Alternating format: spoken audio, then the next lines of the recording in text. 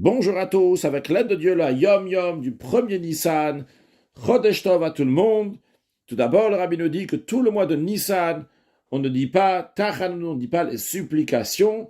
En effet, les 12 premiers jours du mois de Nissan sont les jours d'inauguration du tabernacle en l'an 2449, presque un an après la sortie d'Égypte. Dieu a dit de faire un sanctuaire et les Juifs ont érigé, ont construit ce sanctuaire. Et l'inauguration a été faite par les chefs des 12 tribus pendant les 12 premiers jours du mois de Nissan. Puis après, nous avons le 14 Nissan, la veille de Pessah, qui est le jour où on offre le sacrifice de Pessah, donc qui est un Yom Tov, un jour de fête pour celui qui amène le sacrifice. Et après, nous avons toute la fête de Pessah, les 7 jours de Pessah, et en diaspora, même 8 jours de Pessah. Donc, vu que la majorité du mois est passée dans la Kedusha, dans la sainteté, dans des jours qu'on ne dit pas Tachanun de supplication, eh bien, on ne dit pas non plus pour tout le mois de Nissan. Un deuxième point.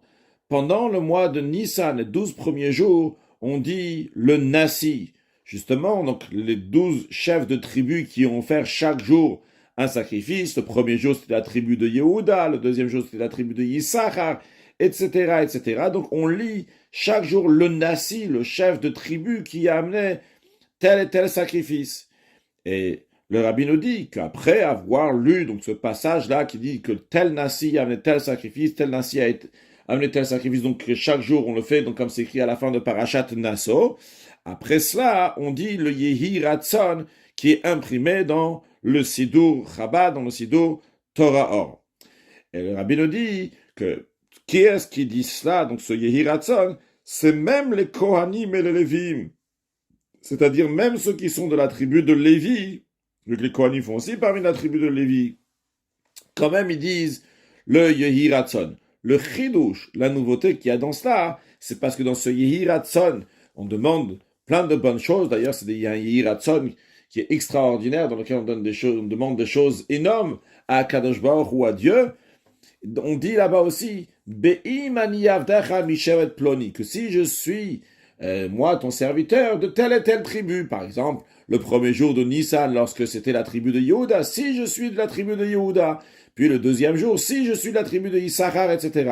Alors ça, on aurait pu dire, qui est-ce qui va le lire? Uniquement quelqu'un qui est de la tribu, et qui sait pas de quelle tribu il est. Il est peut-être de la tribu de Yehuda, peut-être de la tribu de Issachar. Mais un Cohen, un Lévi, lui, il sait qu'il est de la tribu de Lévi. Donc, qu'est-ce qu'il va dire maintenant, c'est Yiratzon, que si peut-être je suis de telle et telle tribu?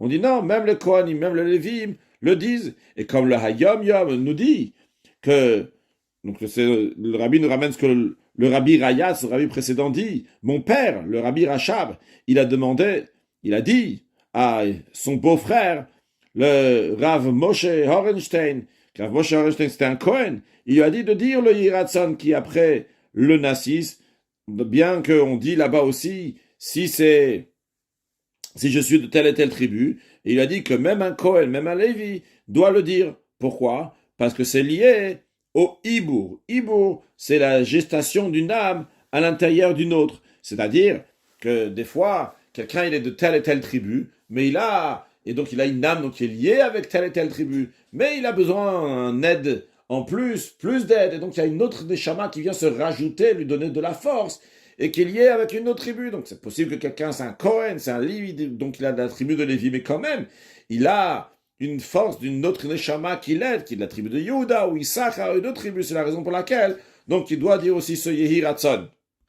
Que Dieu fasse, que ce Yehi Ratzon, ce qu'on demande à Dieu, va s'accomplir concrètement, qu'on va comprendre la Torah de Dieu, et qu'on va faire la volonté de Dieu, avec la crainte de Dieu, et tous ensemble, avec une excellente santé, avec une grande largesse, beaucoup de joie et de bonheur, de paix, de sérénité, de tranquillité, accueillir Mashiach, Na, ou un excellent Yom.